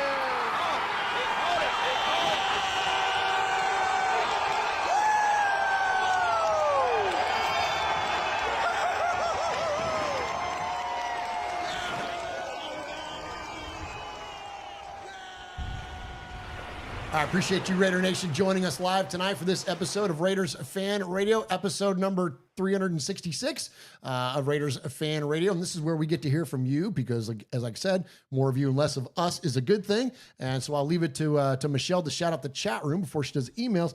But before we get to those emails, if you want to be an emailer, you can email the show at, what is it, Jeff? It's show.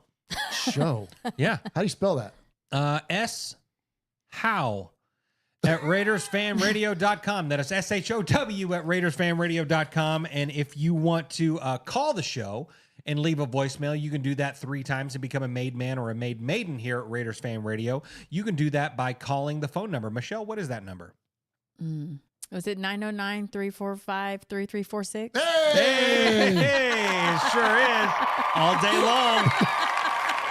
And that call line is open 24/7, 365. That's right. 909-345-3346 or show, SHOW at RaidersFanRadio.com. And as Jeff mentioned, if you call the show and leave a message 3 times or you email the show an indefinite amount of times, you could become the next made man or made maiden here at Raiders Fan Radio. And so Michelle has the honor of reading your emails. And Michelle, who do we have tonight? I think this is from last week. But it was just sitting here. Oh, Did you put that there? Okay, yeah, I was like, yeah, I yeah. feel like I've read that. Okay. Yeah, All right. sorry. So first we have, who is this? Maybe it'll pop up in the thing. Okay. Sorry. It's Unholy Roller Raider. Oh, nice. What's up, RFR family? It's Frankie Mosqueda.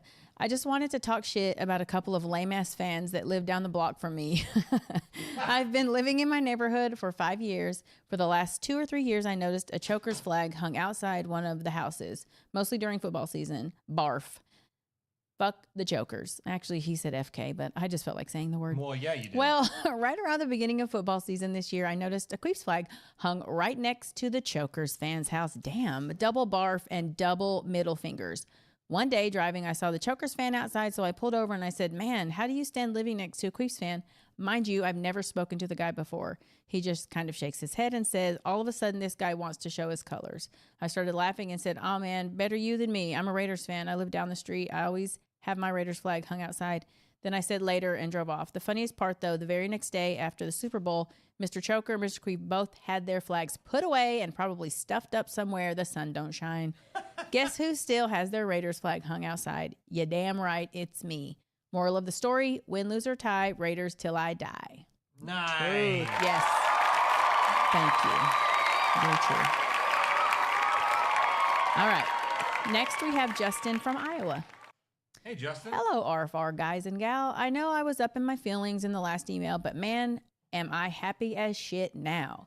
What an effing Super Bowl. With how similar that and the Black Sunday game was, they might have to call that Green Sunday. NFC East versus the AFC West. One team was already being crowned the greatest team in history, while the other was being written off as an easy win. Only for that McDonald's team to get a burger, fries, and a Coke shoved right back up their ass. Being able to see Travis Kelce's face and Mahomes dropping tears on the sidelines is going to make me giggle all offseason. Also, after seeing that, I don't want us to take a QB with our first pick. I want us to stay at 6 and take Abdul Carter from Penn State. Get a QB with the second pick and shore up the O-line and D-line and backfield with the rest. Maybe pick up a receiver in free agency, assuming the front office re-signs all our key free agents. Also, in my last email, I came off as a real pessimistic, and I absolutely was looking for a reason to get excited. And watching the Chiefs getting their nuts treated like a speed bag for once really did the trick. I do still believe Pete has a lot to prove before fans will start rolling in. In short, I'm excited again, and it's all thanks to watching the Chiefs get absolutely bent over in the Super Bowl. Now, if we can get back to rooting for the Raiders in the playoffs, Super Bowl, come on, the world will finally feel right. I also want to thank you guys and gal for everything you do in being the vessel to spread positivity and support of the great charities around Raider Nation. Without the ship, there's nothing for the autumn wind to fuel. Have a great week, and F the Chiefs, Justin from Iowa. Nice, Justin. Good one, Justin. Yeah. He also had sent a picture of Travis Kelce's face with, I don't know if you can see it. I saw that. Such a beautiful picture. That's like frame worthy.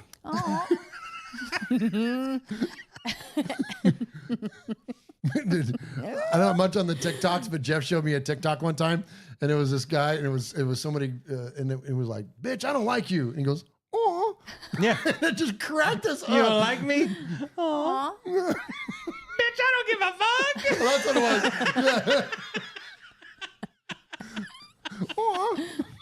was. That's so funny. And then finally, we have Paul. Oh. Evening, everybody. I Hello. hope you're all well and still have smug grins on your faces. This week's email is dedicated to the good people of Philadelphia and the Super Bowl officials who knew the world was watching and towed the line. Since we were last together, the Raiders have continued to build Pete Carroll's backroom staff, and there's a good mix of fresh faces and continuity. The hiring of Chip Kelly in particular is impressive. Our offense has already improved 50%, and he hasn't started working yet. I'm happy with the hires so far, but I'm trying to keep as calm as possible because history tells us not to set our hopes too high or too soon. It's not easy, but I am determined to try. We're now inching closer to the new league year, 28 days to be exact, and then free agency kicks in and it's game on. The draft is also looming on the horizon, and it's at this time of year I put my faith in the knowledge of others like QB Jeff and Big Mike Raider. Because I know nothing about these guys coming out of college, it's going to be a busy offseason, folks, with plenty to keep us occupied. I have to use the main part of my email this week about last Sunday and a message to any Chiefs fans that might tune in. I've been channeling the genius of Uncle Mosh and the Autumn Storm ever since. To the Chiefs and their spawn, I hope the misery of this defeat and the consequences down the line hurt like the fire of 1,000 suns. I hope it burns like a burst stomach ulcer, and not just now, but always. I hope your every waking moment is tortured, and when you're in bed tonight with your parents, the disappointment makes it hard for you to sleep. Your days could be over. You were exposed as the media-driven circus you always were. The hub of your wheel isn't Kermit, it's Andy's big, fat, fatty Reed, and he's nearly done now. You'll be back on the bottom of the AFC West before you know it. It's time for someone else to take over. The shitty little turd fans will go back to procreation with other members of their family, and the rest of the NFL can go back to being an unfiltered, non-referee tampering league once again. You were lucky to be there in the first place this season, and you were brutally exposed by the incredible Eagles defense. The whole thing has warmed my soul. Is this the beginning of the end for Andy Reid's Chiefs? We'll see, but it wouldn't surprise me. Stay safe, RFR family. Love you, Raider Nation. His Lordship, the Royal Scribe, Paul Edgerton, Shropshire, Mississippi, Polly Award winner 2019-2022, Foggy Glasses Award winner 2020, Made Man of the Year 2024, BRT Sizzler scorekeeper, proud made man, five time, times 4 plus 4, winner of the Raiders Fan Radio BRT Sizzler Award. Nice. Attaboy, Paul.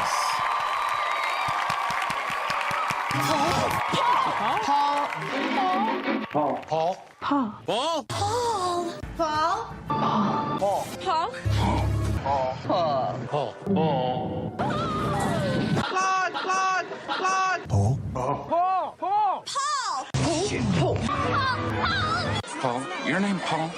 Hello? Paul. Hello? Paul. I met him with Paul. Who? Paul. Paul, yes, Paul. Paul's not here. Hey, Paul. Paul. Hi. I'm Paul. Darn right you are, Paul. We appreciate your email and appreciate everybody that emailed us tonight. Yes. And Justin from Iowa, huh? Oh, yeah. It's a great email. Has he emailed us an indefinite amount of times? He has, I has. think. Yeah. I think he has. Congratulations, Justin. You are the newest made man here at Raiders Fan Radio. Welcome to the table. You are a made man. You showed you are part of the family by participation.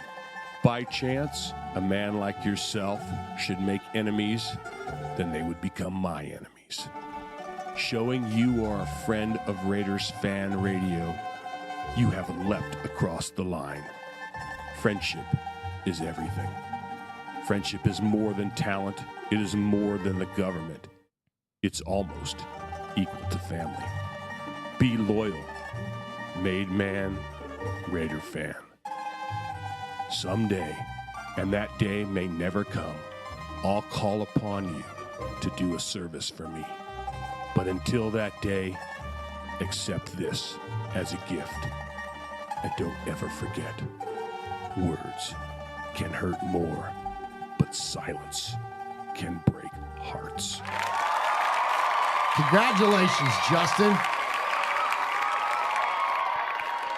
That's awesome, my friend. Congratulations on being the newest made man here at Raiders Fan Radio. All right, so if you want to be made just like Justin in Iowa, you can send us an email at show@RaidersFanRadio.com, or you can send us a voicemail at 909-345-3346, just like these fine folks have this week. And so let's check in first in the 916. Hey, guys. Just listening to that most recent podcast you guys had with talking about, Chiefs fatigue and all that kind of stuff. What if every official in the NFL is subjected to a review? And this is what I mean. When we get raises and bonuses at our work, we're subject to a review, right? We have to sit down and talk about everything. Why did we do this? How do you feel about this? And the list goes on and on and on. So why don't, after every single game, a referee is subjected to a review? Agree. It doesn't have to be anything crazy, but that way Goodell sits down with those guys and they say, hey, why did you make that decision?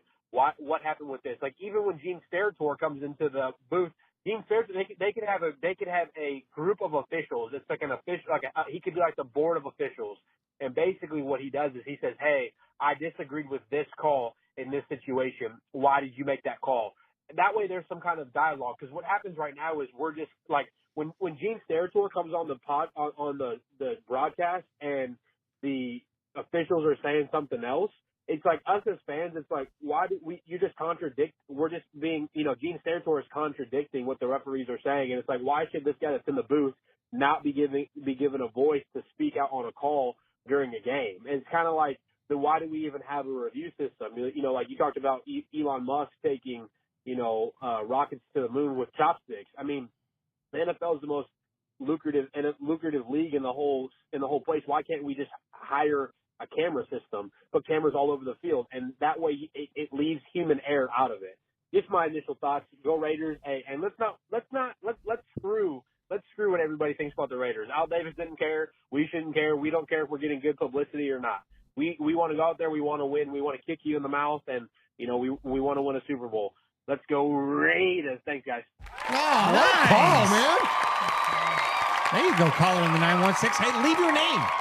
Leave your name. We know who you are, because if you do it 2 more times, you can become the next made man. Yeah. But that was a great call. The voice sounded kind of familiar. I think so, too. I have trouble sometimes because we hear so many. Mm-hmm. Yeah. So I have trouble sometimes, and especially when we haven't heard from somebody in a hot minute. What's 916? It's Southern California. Yeah. Is it? I don't know. I think so. You guys got the history of the world at your fingertips. Look we it up do. over there. What are we doing? There's been a couple super chats. Oh, please do them. With a $20 super chat, Hooligan says, "Good night, crew. 3 a.m. comes early. Oh, and F the queefs." And then Mark Barris with a $2 donation said, "Any Metallica fans here?" Of course. Of course. Absolutely. Good stuff there. We appreciate those super chats.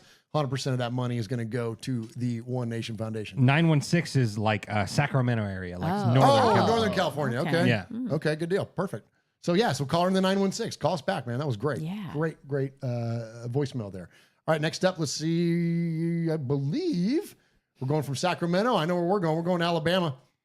Alabama. Uh-oh. This may not be a long one. Oh. What up, fam? Fuck the Chiefs!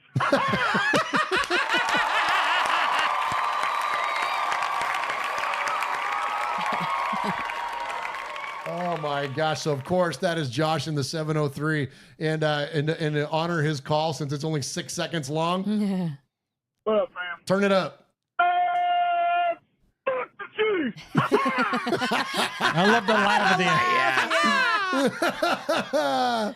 That was awesome, Josh, man. We appreciate you very, very much for calling the show. All right, next up, we've got 573. Is this? I think that's Jay in St. Louis, Jay in right? St. Louis, yeah. Swaggo, Michelle. Fuck you, Travis Kelce. No, for everyone that's like, oh, see, the refs don't favor the Chiefs. That shit was the clearest case. Okay, everyone in this call That's funny. Is married. So, what happens when you're in an argument with your partner and they're like, you need to change, you need to fix this, and you need to do that, and you're doing these things wrong. You course correct immediately because you want to fix it. And then they're like, yeah, I just got divorced. You're just doing this because I just told you. That's exactly how that game felt. So except for the opening, apparently. I didn't watch. I watched like half of the second quarter, the halftime show, and I dipped. But I'm fucking pumped that we didn't have to see those fucking three-peats. Come on. But no, that's not the only reason I called. The other reason I called is because I'm curious. It's off season, so it's a little slower. I'm curious how other people found you guys. It's like for me, I started off with several years ago with Q, Locked On Podcast, and then he moved Vegas and got with Scott, and I found Scott, and they did the show together, and then Scott, he left.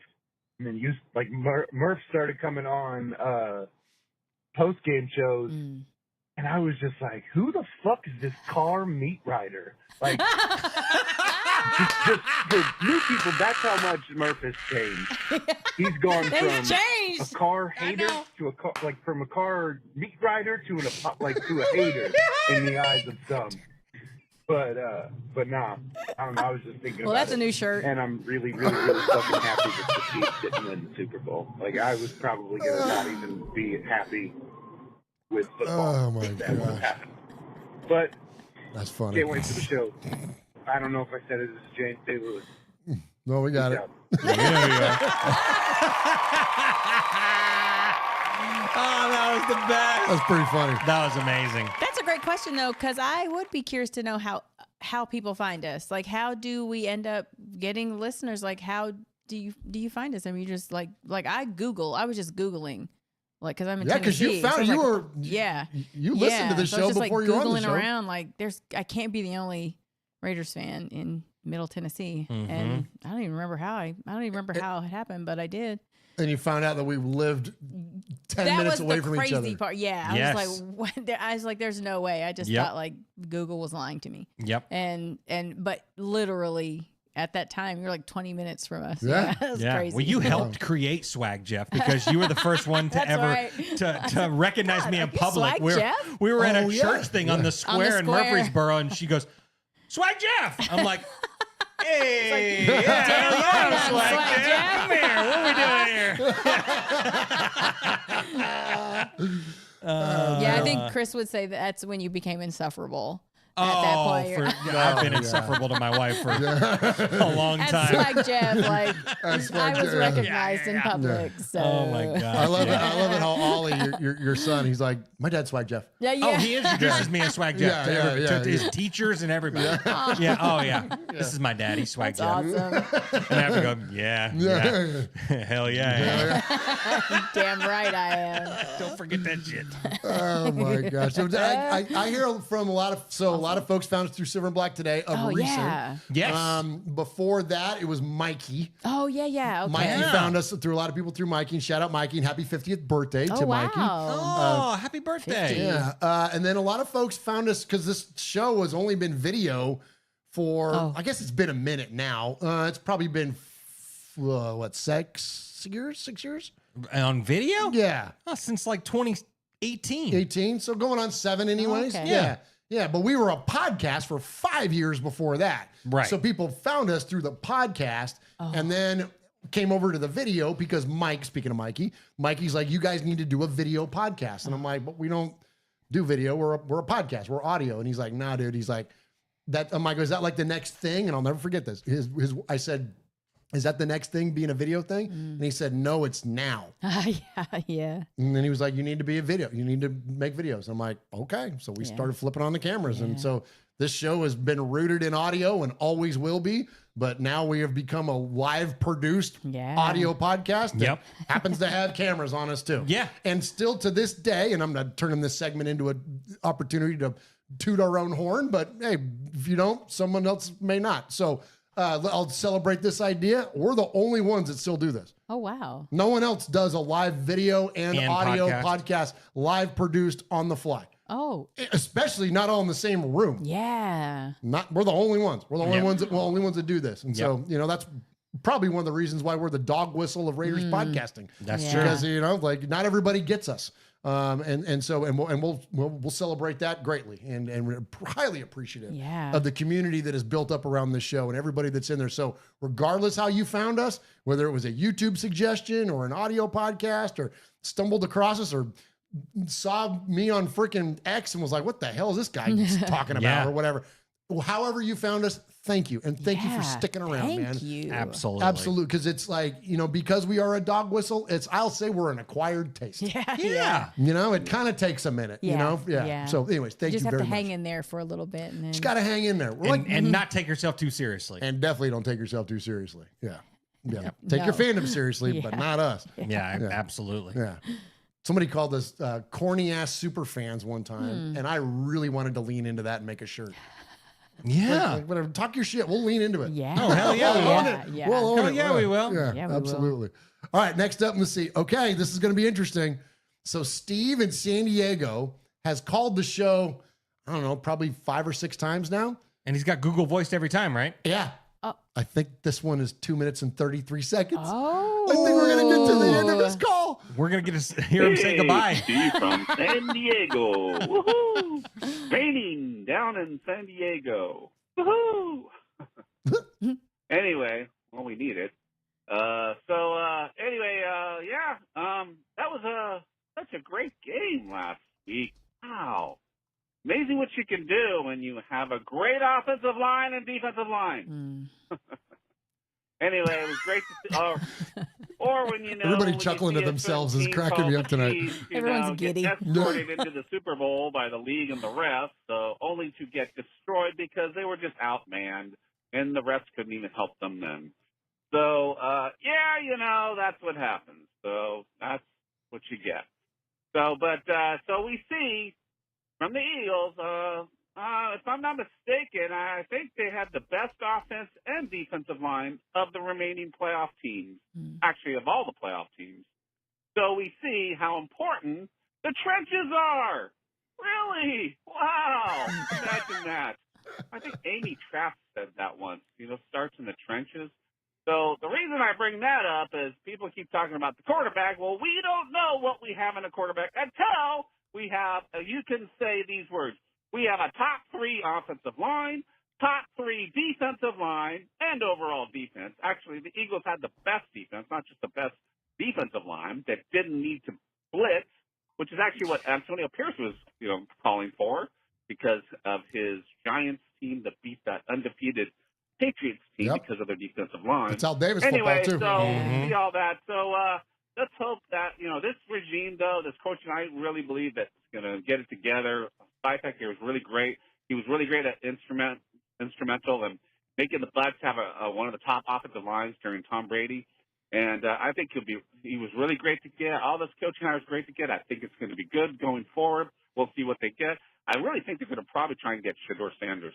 Anyway, but it's great to see you guys. Hope all is going well, and hope to see you next week or talk to you next week. Because now I know I'm running out of time. Even before I even get a chance to talk. Man, they short me on the time. Anyway, so I guess that's about it. I will talk to you later. Have a great week. All right. Nice. He did it. He made it through a whole call. Steve. Wow. Congratulations. Congratulations, Steve in San Diego. He's already a made man, but he's never gotten a Sizzler because you can't get the Sizzler award if you get Google Voice. That's true. Yeah, and we gotta maybe come up with a Google Voice something similar for the emails. Oh. Because sometimes you get novels over there, Michelle. Yeah, no kidding. Yeah. So there might have to be like a. Or I just cut off mid-sentence. It's like a 1-pager. If we can't. It's a word. We got to do a word count. You can only put so many words. Yeah, I'm telling you, 1-pager. Yeah. Get it on 1 page. There you go. Yeah. Follow Paul. Paul's perfect at that. His is His emails are great length. They are. Absolutely. So anyways, I appreciate everybody that has called and emailed tonight. So speaking of the Sizzler Award, that is when we give out the best of the best for the evening, and you're all great and you're all appreciated, but some of them stand out, and the ones that do, we call the Sizzler. And so Swag Jeff has the honor of picking the best tonight. And who do we got? Absolutely. Well, we had 3 amazing emails. Frankie Mosqueda, Justin from Iowa, congrats on being made, my friend. And of course, Paul. And then on the voicemails, we had caller in the 916. Hey, leave your name next time because you had an amazing call. Yeah, it was good. Leave your name for sure. Josh in the 703 with a short and sweet one. Jay in St. Louis and Steve in San Diego. But tonight, Sizzler, you just had us rolling tonight, man. It was a great call. Can't thank you enough for that. So tonight's Sizzler Award goes to Jay in St. Louis. Good job, Jay.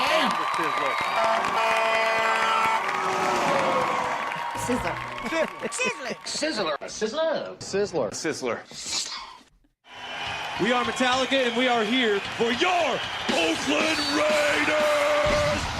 You know why we out here, and we ain't playing around today.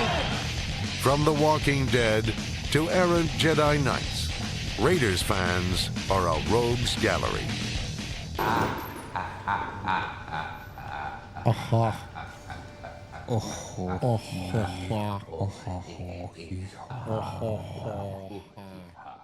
You're a meat writer, Jay. Yeah, but you're a car meat writer. Oh, I'm a car meat. Oh, wait, I'm sorry. I probably should make that distinction. Yeah. Hey, don't tell us about your life. What's your favorite Metallica song? Oh my God, Fade to Black. I think is that's the first one that popped into my head, anyways. But I don't know if Creeping Death is on the short list. The Four Horsemen is on the short list. One is my all-time. One is phenomenal. Oh my God, it's my all-time favorite. Yeah. You probably don't have a favorite. Okay. I like one. One. I was gonna say it's a great one. And Fade to Black is great too. Fade to Black is phenomenal. They're phenomenal. So good. Yeah. I pretty much the first 3 albums especially. Ride the Lightning is my favorite. Oh, I love Enter Sandman too. I forgot about that one. See, I love that one. See, I love that one Loud in the car. Yeah. Oh man, solid. And I get why people like it, but it's funny because we're gonna and talk I love about the video too. I think about the video when I. The video's good. Yeah. What's funny? So I was thinking the other day because we were talking about doing like a Jeff Learns rock and roll kind of show where we do whatever. And I was thinking about because your favorite band is Steely Dan, right? And so. And I'm sure you're like this, like because I was thinking about the other day. Steely 25 or 6-4 came on, and I'm like. That's Chicago. Oh, shit. What's the one I'm thinking of? Reeling in the Years? That's it. Yeah, sorry. My bad. Okay. Yeah. But I knew it was whatever their big one was. See, I don't even know a lot about Steely Dan. Yeah. And I thought that I will be that kind of person to be like, I like that song because I heard it on the radio. Yeah. We're like Metallica. I like the deep cuts, Steely Dan deep cuts. My favorite Metallica songs are not Enter Sandman, are not, you know what I mean? Like that. Master of Puppets. My favorite AC/DC songs are not Back in Black, or not Shook Me All Night Long, or not like I like Riff Raff. Oh yeah. You know, I like Let There Be Rock. Like I love the deep cut. Same thing with the Doors. Same thing with Van Halen. Same thing with all those Pink Floyd, Zeppelin. My favorite Zeppelin song is not Stairway to Heaven. It's not Rock and Roll. Ooh, I can't pick a favorite Zeppelin song. You know song. what I mean? Yeah, they're. I don't like any of. I hate. But Stairway I listened to Tangerine 17 times in a row that's a great before one. I would. You know what I mean? Like that kind of stuff. So So I thought about that. When we get on Steely Dan, you're gonna be like, "Geez, Murph, like what the hell?" Like because I don't know a lot of them at all. Yeah. You know, so that'd be an interesting. Listen there to go to listen to that band. But how about you, chat room? What are your favorite Metallica songs, man? Let's freaking talk about it. We're talking about them tonight. And so in that show that they did for the Raiders, they closed the show with Battery, which is another one of my favorites. That's on Master of Puppets album.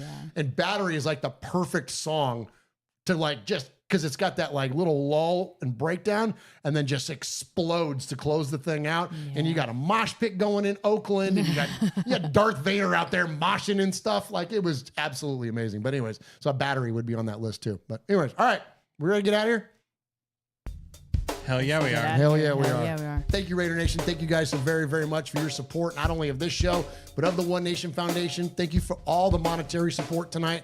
Your donations have been incredibly generous tonight, and we can't thank you guys enough for that. And for those of you that can't support the show monetarily, hit that like, hit that subscribe, hit that thumbs up, smash the bell, as the kids say, because that supports the show and increases advertising opportunities for us where we generate money for the One Nation Foundation. Thank you guys. I love you so much. We're off next week. week. Okay. We are. Keep your emails and voicemails coming because we might do just a little quick See a Fan show. So we make sure that we honor your emails and voicemails, but not a live show proper next week. So see us in 2 weeks back here live. But we will see you, I'm sure, sometime at some point next week.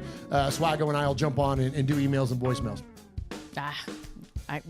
I just found out we're not doing a show next week, so I guess There I'll you see go. you guys.